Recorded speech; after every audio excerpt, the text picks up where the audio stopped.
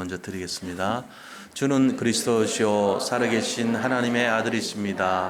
그리스도는 하나님을 만나는 길이 되십니다. 죄와 저주에서 해방이 되십니다. 사단을 이긴 승리가 되십니다. 그리스도는 하나님 만나는 길이 되시며 내 모든 삶의 주인이 되십니다. 죄와 저주에서 해방이 되시며 나에게 죄와 저주에서 해방을 주셨습니다. 사단을 이긴 승리가 되시며 사단을 이길 권세를 주셨습니다. 예수님이 나의 모든 문제의 주인이 되어주시고 지금 성령으로 역사하여 주시옵소서. 창세기 3장으로 말미암아 감화 과정을 통해서 나에게 내려오는 모든 저주가 예수님의 이름으로 꺾이게 하시고 마음과 생각이 해방을 받게 하옵소서. 나의 모든 문제 배후에 역사하는 악한 영은 예수 그리스도 이름으로 명하노니 지금 떠나갈지어다. 모든 문제 해결자이신 예수 그리스도 이름으로 기도합니다. 아멘. 요한복음 14장 14절 내 이름으로 무엇이든지 내게 구하면 내가 행하리라. 요한복음 15장 7절 너희가 내 안에 거하고 내 말이 너희 안에 거하면 무엇이든지 원하는 대로 구하라. 그리하면 이루리라. 아멘. 오늘 사도행전 2장 1절에서 4절의 이 말씀을 통해서 초대교회의 시작인 오순절이라는 제목으로 말씀을 나누고자 합니다. 초대교회의 시작인 오순절. 자, 우리 말씀에 앞서서 서로 인사 나누도록 하겠습니다. 그리스도는 완전하고 충분하고 모든 것입니다.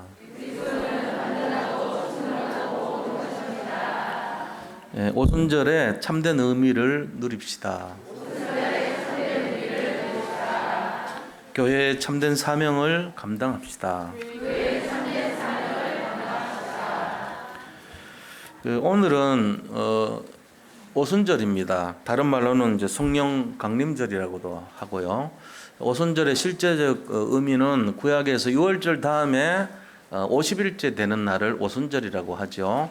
그래서 6월절에 그동안 씨 뿌렸던 그 곡식단이 연글어서 그 첫 수확을 제사장에 가서 검사를 받아요. 그래서 이제 추수를 해도 됩니까? 라고 물어보는 그 시기가 6월절이에요. 그런데 그 6월절로부터 7째 주부터 그 제사장이 이제 추수를 해도 되겠네 이렇게 이제 말을 하면 본격적인 추수는 하지 않습니다. 그러나 그 한 7주간 동안 기다렸다가 6월절 다음에 7주간 그 50일째 되는 날에 본격적인 추수를 해요. 그러니까 이제 우리를 영적으로 이걸 본다면은 이 오순절날이라고 하는 의미는 수확을 거두고 수장절은 이제 가을거지지만 이건 봄거지잖아요. 봄에 이 소출을 거두는 거예요. 그동안 씨 뿌렸던 열매를 거두죠. 그 이제 삼천 제자가 막 일어나고 하잖아요. 마가다락방에 오순절을 임하고 나서 삼천 제자 일어났잖아요. 그리고 조금 있다가 보니까 또 오천 제자 돌아왔죠. 이게 이제 가을거지 전에 봄거지 한 거예요. 그래서 수확을 거두는 시간표다. 근데 수확을 거두기 전에 하나님이 우리에게 힘을 주시는 날이에요. 그게 오순절이죠. 성령이 힘을 줘야지 그 힘 갖고 하잖아요. 우리 힘으로는 한계가 있기 때문에.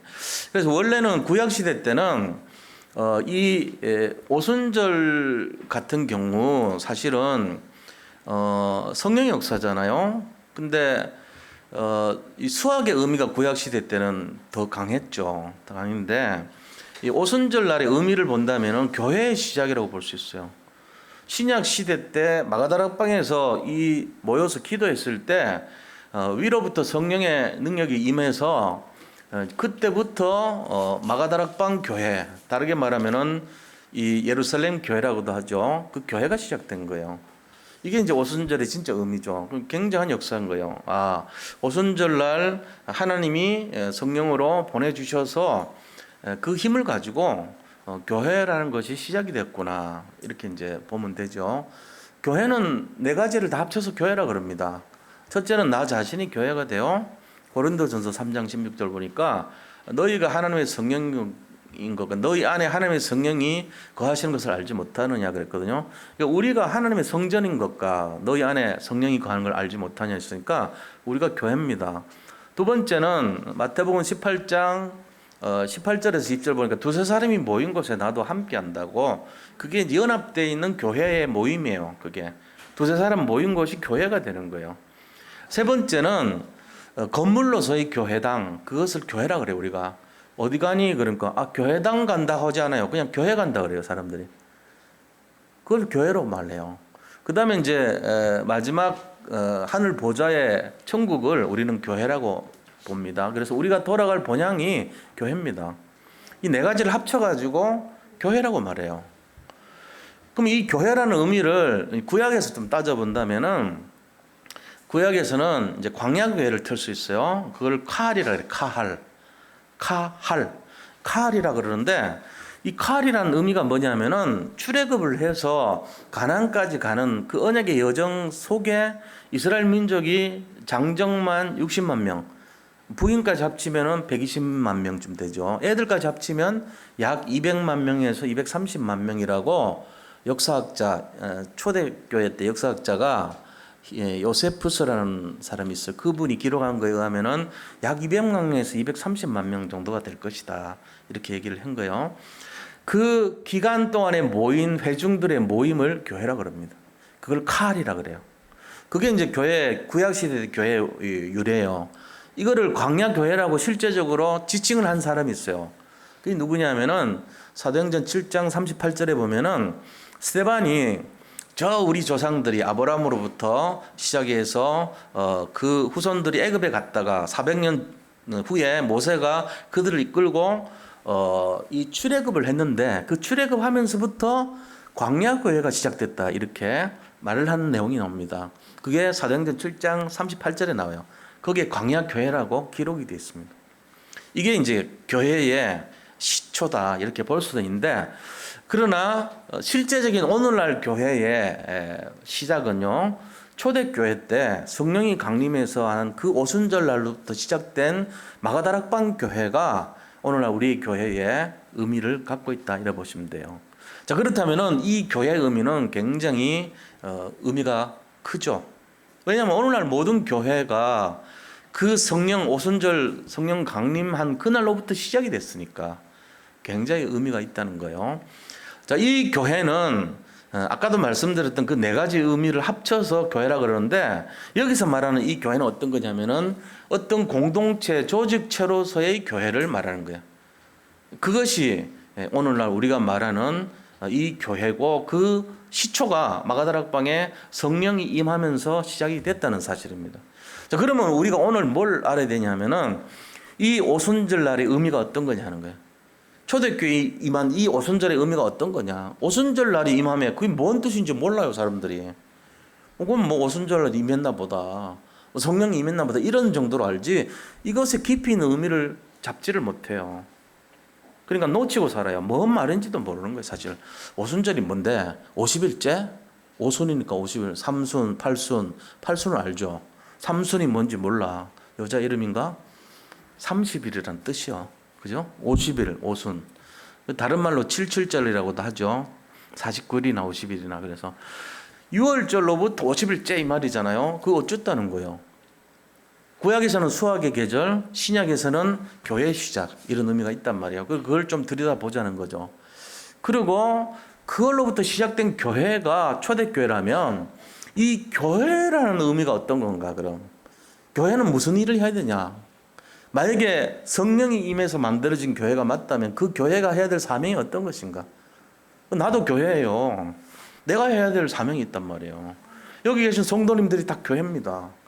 우리 산돌 예비 교회가 교회인 것도 맞지만 그거는 네 가지 중에 하나일 뿐이에요. 나와 여기 계신 성도님들과 교회당으로서의 교회와 천국으로서의 교회, 이 네 가지를 합쳐서 교회라 그러는데, 하나님께서 성령으로 함께하는 이 공동체로서의 교회, 그거는 이 회중이 모인 전체 교회를 말하는 거예요. 교회당 교회가 아니고. 산돌 예비 교회 하면요, 건물이 아닙니다. 우리가 교회예요. 그럼 이분들의 사명이 어떤 거냐 알아야 될 거 아닙니까? 그래가지고 내가 어떻게 살아야 되는지 방향이 나오죠. 그죠?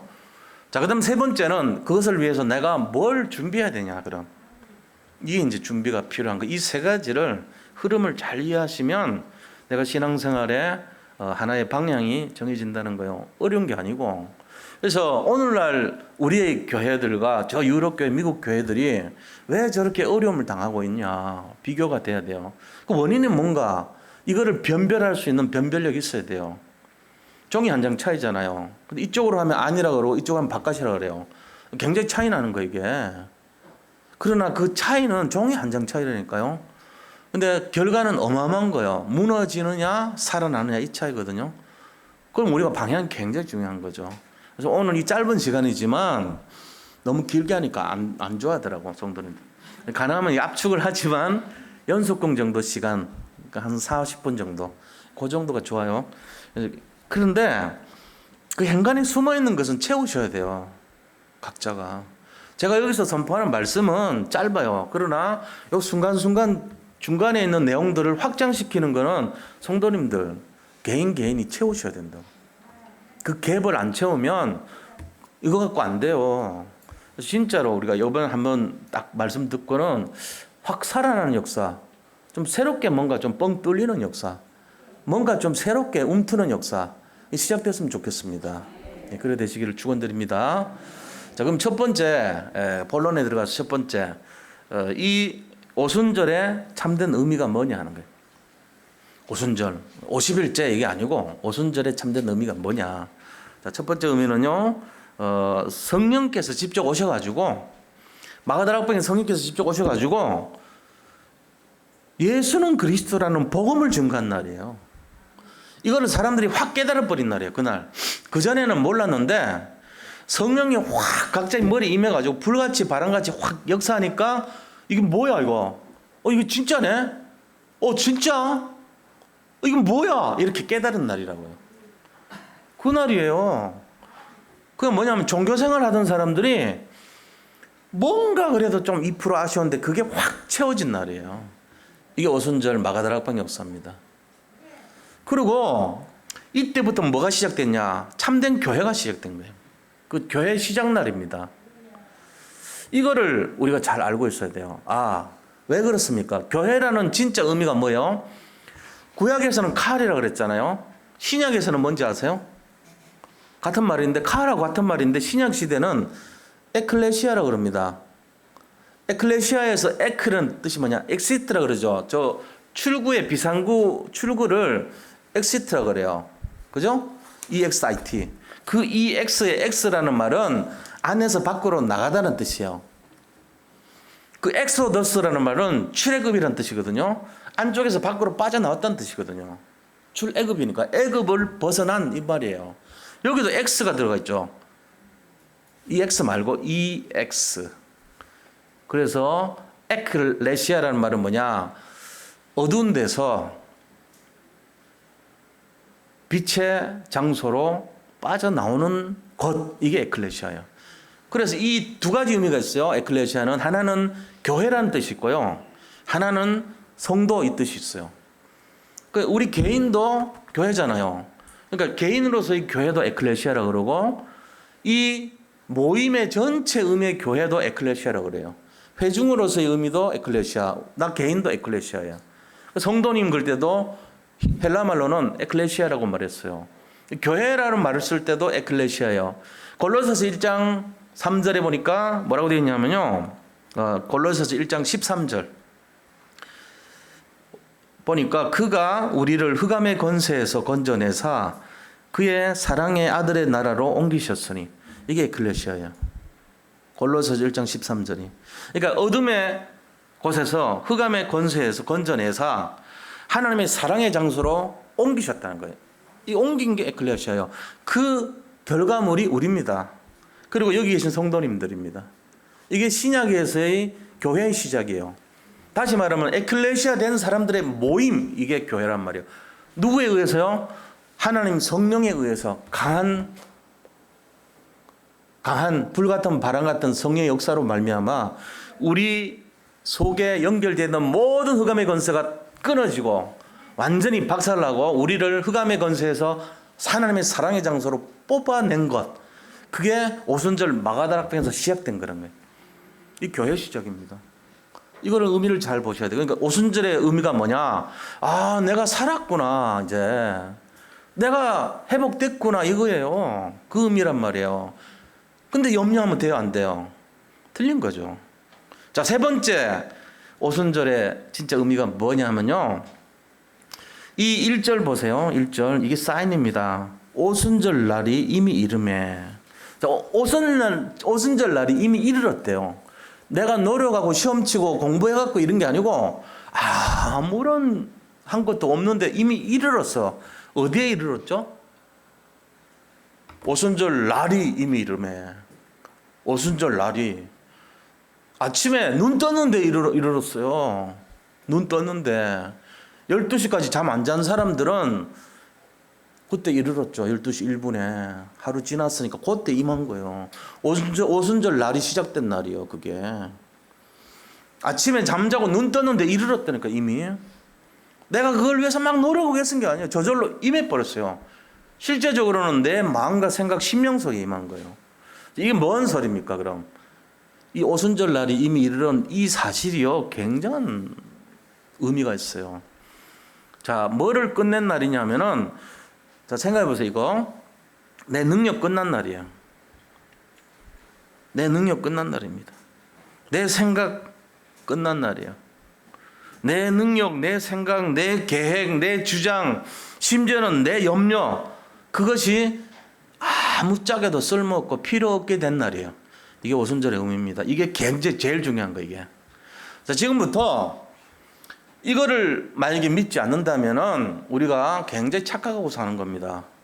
신앙생활, 예수님을 믿는 생활은 바로 이것 때문에 믿는 거거든요. 오순절 날이 우리에게 임하는 날로부터 신앙생활이 시작이 돼요. 그럼 언제 시작됩니까? 오순절 날이 이미 이름에, 그 말은 임마누엘 한 날, 그 날이 시작됐다는 얘기거든요. 하나님이신 그 하나님께서 성령으로 나하고 함께 한 날이란 말이에요. 그러면 지금까지 살아왔던 모든 나의 경험과 지혜와 지식과 아픔과 고통과 절망과 좌절이 다 끝난 날이에요. 왜? 하나님이 하시니까. 이제부터 내 인생 내가 사는 게 아니에요. 그날부터 그 임한 날부터 시작해서 그 전에 거 다 없어지고 하나님이 나를 이끌어가요. 이게 오순절 날이에요. 우리 인생이 이미 다 시작됐습니다. 여기 계신 분들도.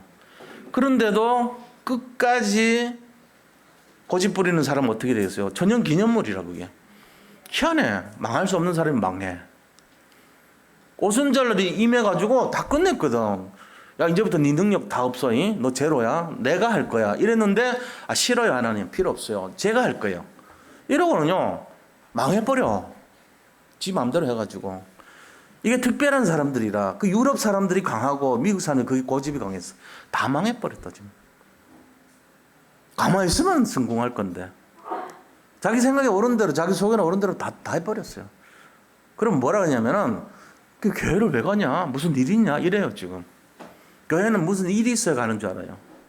네 인생에 처절하게 죽을 일 있냐? 뭐 그런 거 있냐? 이런 사람만 가는 게 교회가 됐어 지금. 희한한 나라가 됐죠. 우리는 좀 다행입니다. 그래도 복음이 있어요. 우리가 뿌리가 있어요 지금. 잘 생각해 봐야 돼요. 잘 보세요.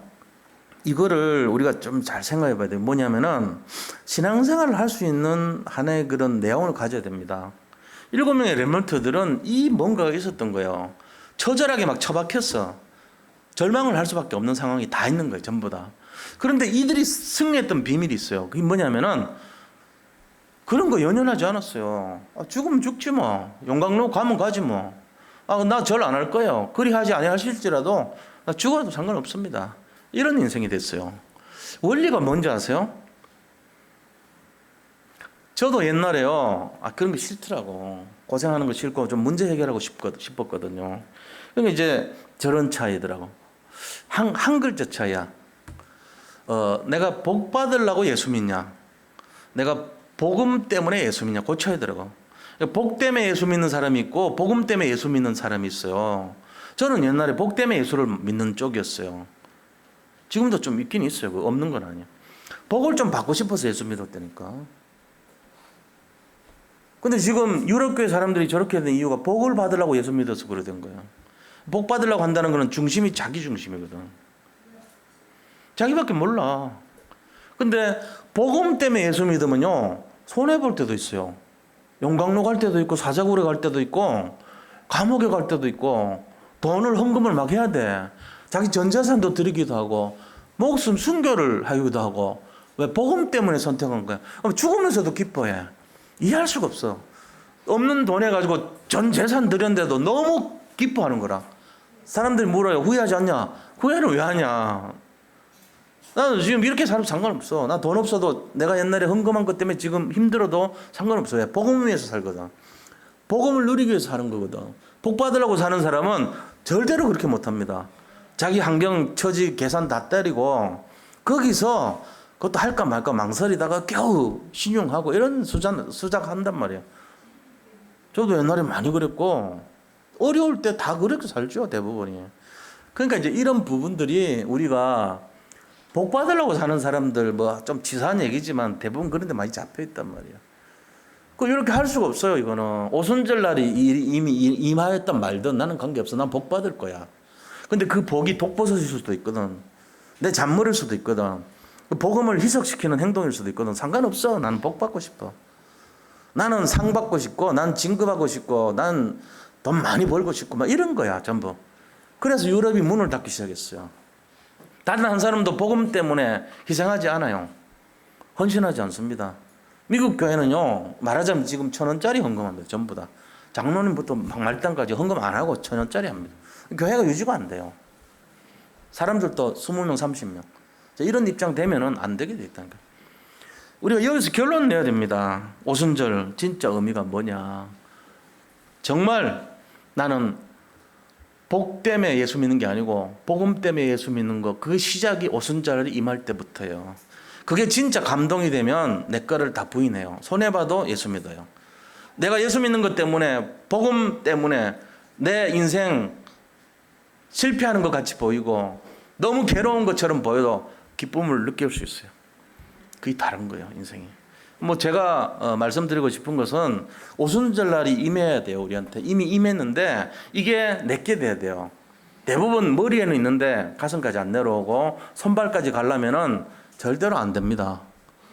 그래서 하나님이 고난을 줍니다. 그거 깨닫게 하려고. 야, 네가 죽을 지경까지 가봐라. 그래서 어떤 면에서는 우리가 육신적인 게 한 5면요, 영적인 게 95가 됩니다. 100이 기준이라면, 자, 육신적인 게 95면요, 영적인 게 5밖에 안 돼요. 이 보합관계라. 왜 그럴까요? 대부분 그렇습니다. 돈 많은 사람 교회 안 갑니다. 뭔가 풍족한 사람은요, 교회 왜 갑니까? 누리고, 잘 먹고 잘 살면 다 됐지. 그런데 너무 힘들어, 마음이. 뭔가 내 상태가 어려워. 그럼 교회 가거든요. 왜요? 문제 해결하려고.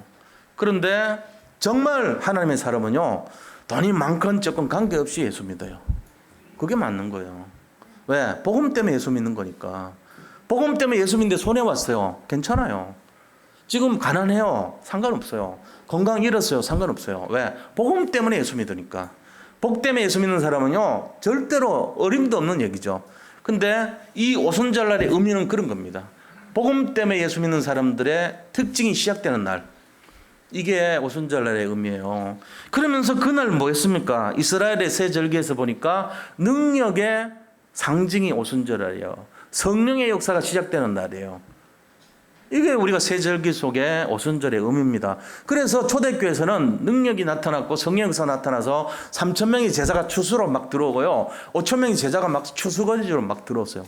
막 쏟아져 들어온 거예요. 그러고는요, 이날 뭔 일이 일어나는지 아세요? 15나라 방언으로, 그 나라 언어로 복음을 전한 날이에요. 바벨탑 사건, 창세기 11장 바벨탑 사건 이후로 전 세계 237이 하나 된 날이에요. 이게 진짜 오순절날의 의미 아닙니까? 이게 오순절날의 5번째 의미입니다. 이걸 잘 잡으세요. 인생 바뀝니다. 이렇게 사는 사람들 많아요. 우리 다락방 멤버들은요, 이거 전부 여기 잡혀 있어요. 다 복음 때문에 예수 믿잖아요. 그까짓 거 복 받으려고 예수 믿는 거 안 한단 말이에요. 그러니까 헌신도 막 하고 진짜 이거 할 때는 제대로 해버리거든요. 그게 달라요. 우리가 그런 게 있어야 돼요. 내가 복 때문에 예수 믿는 사람들은 저 유럽교회 같이 언젠가는 무너져 버립니다. 어느 날 그래 됩니다. 왜? 마귀한테 대당해 전부 다. 복음 없어요. 뿌리가 없거든. 그래서 항병기라는 이만기 감독 있잖아요. 그분 같은 경우 뽑을 때 두 가지 본대요. 하나는 힘이 있냐. 기술은 나중에 가르치면 되는데 근본 힘이 있냐. 그 다음에 두 번째는 인격이 됐냐. 이거 본다는 거예요. 사람이 지속할 수 있냐. 이거 본다는 거예요. 히딩크도 경기에서 사람 뽑을 때 기준이 전반 후반 다 소화할 수 있냐. 체력이 되냐. 지속을 봤다는 거예요. 우리도 마찬가지입니다. 힘든 일, 어려운 일, 굳은 일, 나쁜 일이 더 많습니다. 80%가 힘든 일입니다. 그런데 복 때문에 예수 믿는 사람은요, 다 떠나버려요. 왜? 복 안 주면. 80% 나쁜 일 생기는데, 근데 진짜 복음 때문에 믿는 사람은요, 95%까지 나쁜 일 생겨도요, 감사해요. 병들어도 감사하고, 아파도 감사하고, 돈 없어도 감사하고, 왜? 그리스도 나안에 있는데 뭐. 그리스도 내 속에 있다. 상관없어요. 내 안에 그리스도 있다. 상관없다니까. 뭔 상관이에요. 밥을 못 먹어도 관계없어. 헐벗고 굶주려도 상관없어. 저 어떤 오지에 가도 상관없어. 내가 복음을 갖고 있기 때문에. 복음 때문에 예수 믿으니까. 아무런 문제가 안 되죠. 그 어디나 하늘나라인데. 이게 비밀입니다. 이게 오순절의 의미입니다. 자, 그러면 두 번째로 이런 오순절의 의미를 가지고 탄생된 초대교회. 이 교회의 사명은 어떤 것인가 하는 거예요. 이런 교회들이 어떤 일을 해야 되는가 하는 거예요.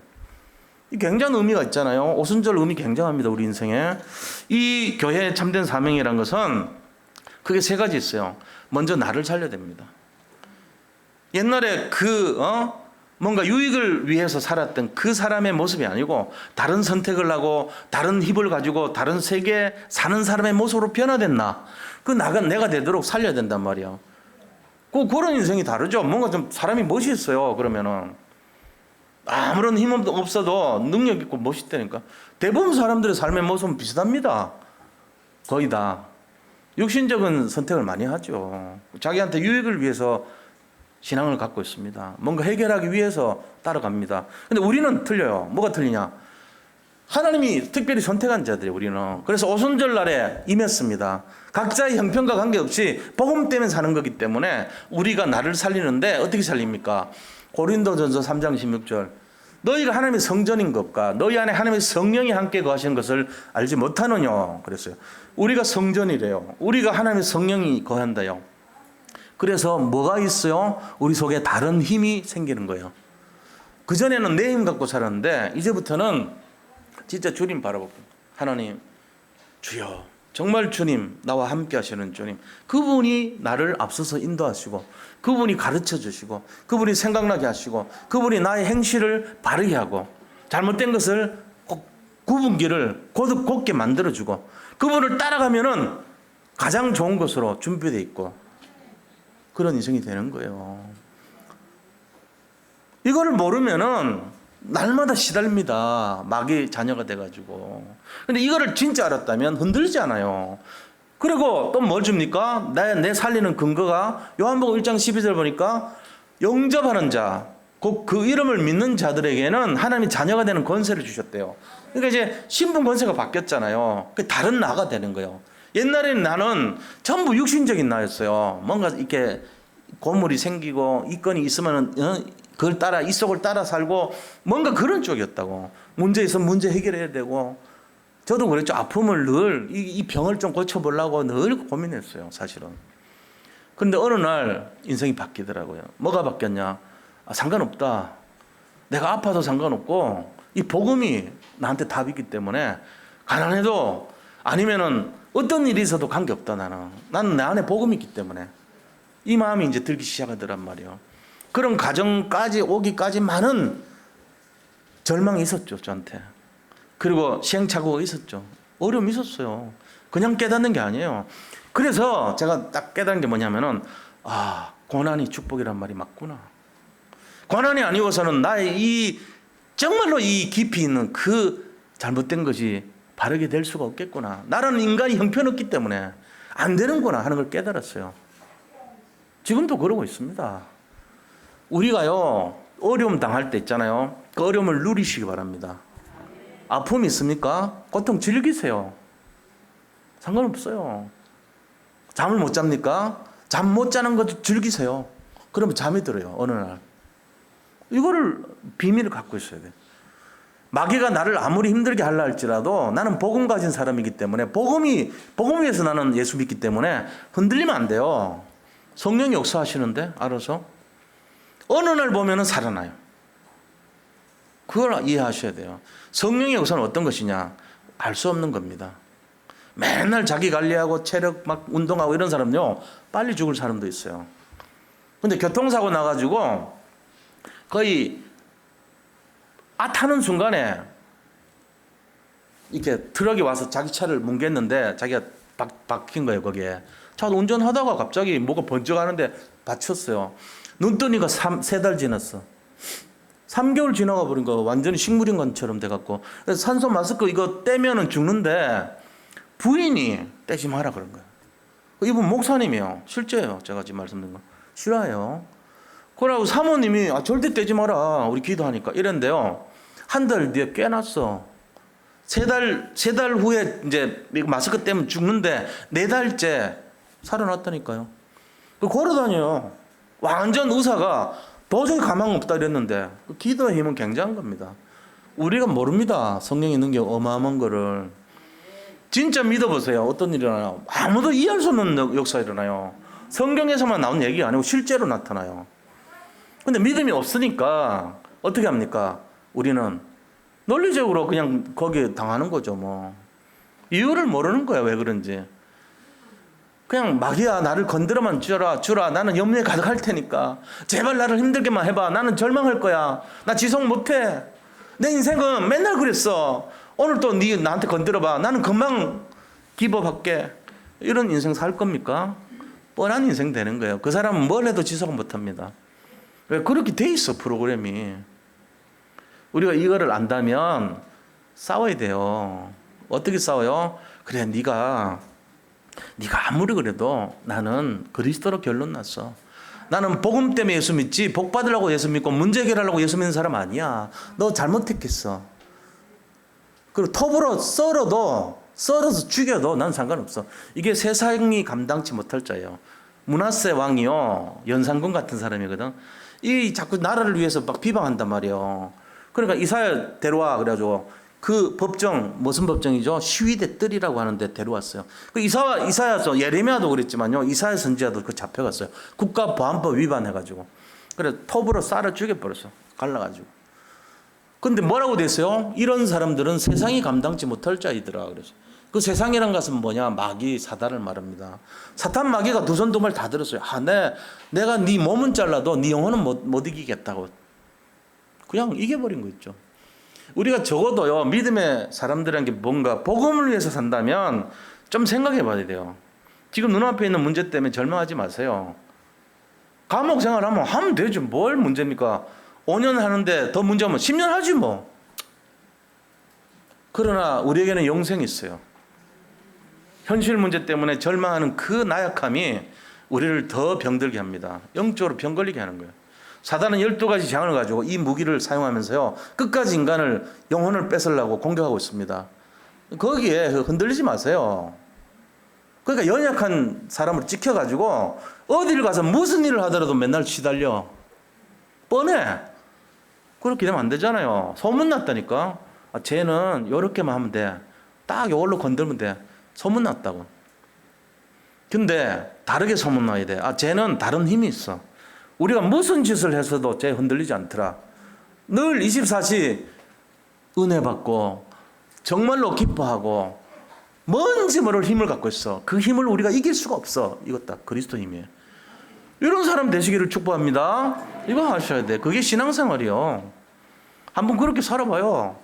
지금까지하고 반대로 좀. 내 잘 안 되는 거 있을 거 아닙니까? 버려버려. 그냥 잘라버려. 면도칼로. 그렇지 않으면 못 이깁니다. 그렇게 해서 나를 살려야 돼요. 두 번째 시대를 살려야 됩니다. 지금 전 세계 얼마나 어렵습니까? 그죠? 정치, 경제, 사회, 문화, 교육, 스포츠, 예술, 의술, 과학, 미술 모든 분야가 지금 다 어려워요. 어느 곳 하나 쉽지 않아요. 셧다운 다 돼 있고요. 일자리 잃어가고 있고요. 다 힘듭니다. 이거 살려야 됩니다.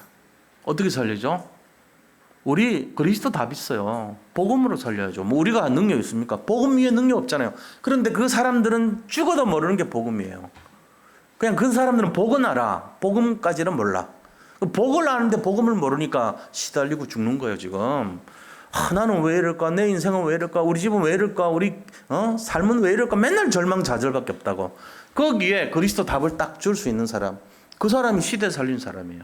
이 사람이 제123 RUTC의 응답을 누리는 삶이에요. 그리고 현장 속에서 그리스도에 집중하고 또 자기가 치유받고 남을 치유하고 그리고 현장에 파송이 돼가지고 현장 살리는 주역이 되는 것입니다. 앞으로 시대는요 점점 더 어렵다 그럽니다. AI 시대, 무슨 로봇 시대, 무슨 드론 시대, 무슨 IoT 시대 그래가지고 모든 게 기계가 사물을 지배하고 사람의 모든 것을 지배하고 자율주행이니 뭐니 이런 게 전부 다 이제 인간의 손이 필요 없고 인간의 능력이 필요 없는 시대가 옵니다. 실직자들이 가득하죠. 심지어는 2025년에는 99%의 사람들이 실직자 상태가 될 수도 있대. 1% 사람이 전 세계를 움직이는 시대가 온답니다. 근데 그게 예상이 아니고 실제적으로 은행권부터 공무원들부터 모든 분야, 의료 분야까지 무슨 뭐 변호사부터 모든 분야가 지금 이미 시작됐어요. 구체적으로 들어오기 시작하고 이 침투되면요 감당을 못합니다. 어느 날 전체적으로 문제가 생겨버립니다. 금년에 한국에서만 15만 명 은행 이렇게 다 면직했어요. 왜? AI 때문에. AI 기계 대체해버렸어요. 보이지도 않아. 시작도 안 했는데 그래요. 지금 벌써. 그러니까 이런 시대가 이제 앞으로 계속된다는 거죠. 그럼 우리가 뭘 해야 됩니까? 복음밖에 없어요. 우리는. 그거 갖고 살려야 되는 거예요. 복음 이외에 다른 건 마음 두지 마세요. 영원한 것은 복음밖에 없습니다. 이 복음에 집중하지 않으면요 처절한 인생 됩니다. 그래서 우리가 이 복음 가지고 뭘 해야 되냐? 이 시대 살려야 돼요. 세 번째는 뭘 살려야 될까요? 현장을 살려야 됩니다. 현장에 사람들이 지금 갈급한 사람 너무 많습니다. 충성된 자, 사명자 찾아가지고 시대 막는 전도운동 해야 됩니다. 그러니까 우리가 이 다락방 20가지 전도 전략 중에 5가지 기초, 다락방, 팀사역, 미션홈, 전문계, 지교회 이거 해야 돼요. 그리고 말씀운동, 생명운동 해가지고 정말로 복음 없는 사람들에게 그리스도 힘, 다른 세계, 다른 선택할 수 있는 변화된 나 할 수 있도록 복음 전해줘야 됩니다. 복음 때문에 사는 사람들 세워야 돼요. 그리고 시대 살리죠. 복 때문에 사는 사람들이 가득해 너무. 그래서 힘도 없고 능도 없고 아무것도 못해 이제. 근데 거기에 진짜는 뭐냐? 하나님의 능력이거든요. 성령의 능력을 전달해 줄 수 있는 사람. 그 사람이 진짜란 말이에요. 이거 준비하는 인생 돼야 돼요. 이게 바로 시대 살리고 현장 살리는 주인공입니다.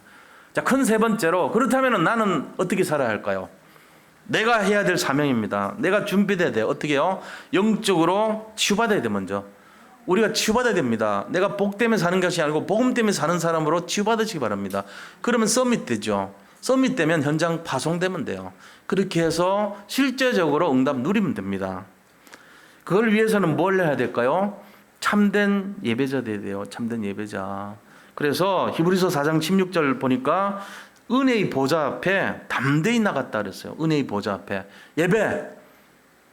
오늘 무슨 결혼식이 있는데 뭐가 있는데 이런 거 신경 쓰지 말고 이 은혜의 보좌 말씀 듣는 데다가 집중해 줘야 돼. 안 그러면 또 복 때문에 살아요. 복음 때문에 사셔야 되잖아요. 그럼 말씀 자꾸 들어야 되거든. 그러니까 이 은혜의 보좌 앞으로 자꾸 집중해 줘야 돼.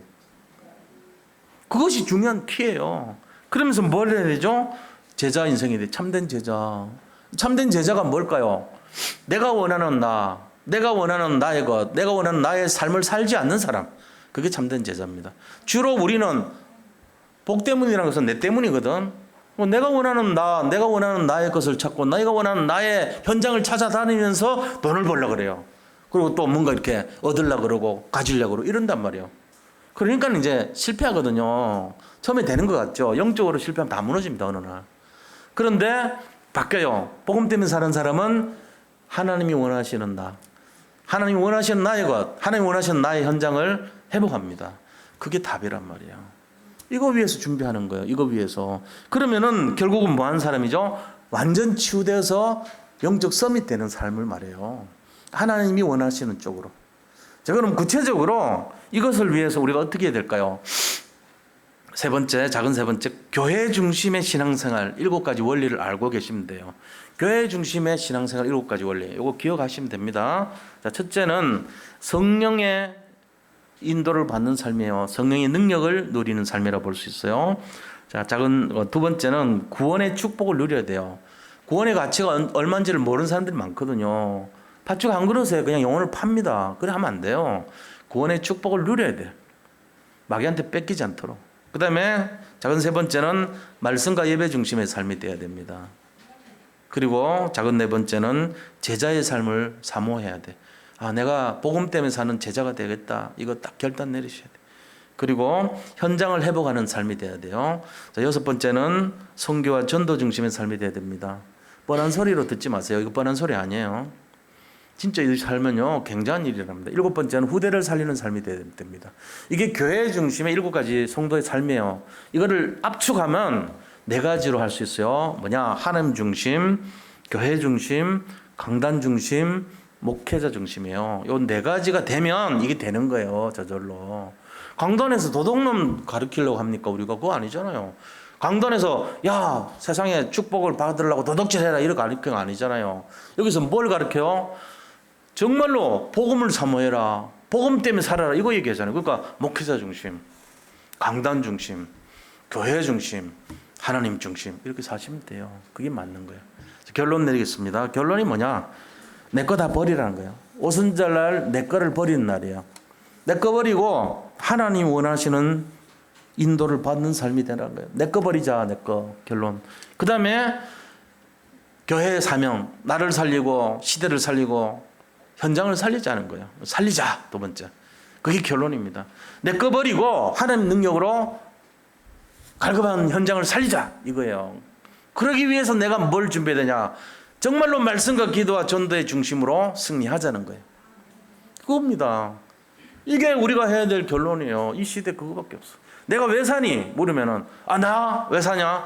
나 치유받고 썸밋 돼가지고 현장 살리려고 사는 거야.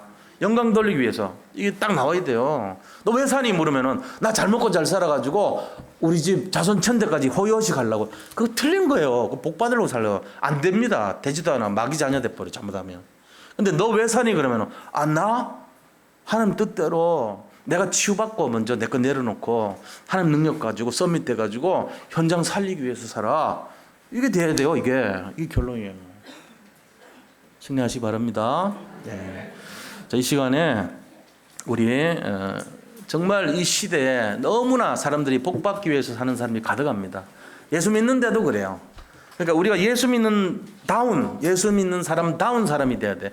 그걸 위해서 전 세계 모든 기독교인들이 복음 때문에 살 수 있는 자로 제자로 변화될 수 있도록 기도해 주시고 우리 한국에 있는 모든 교회들이 이 응답 받아야 됩니다.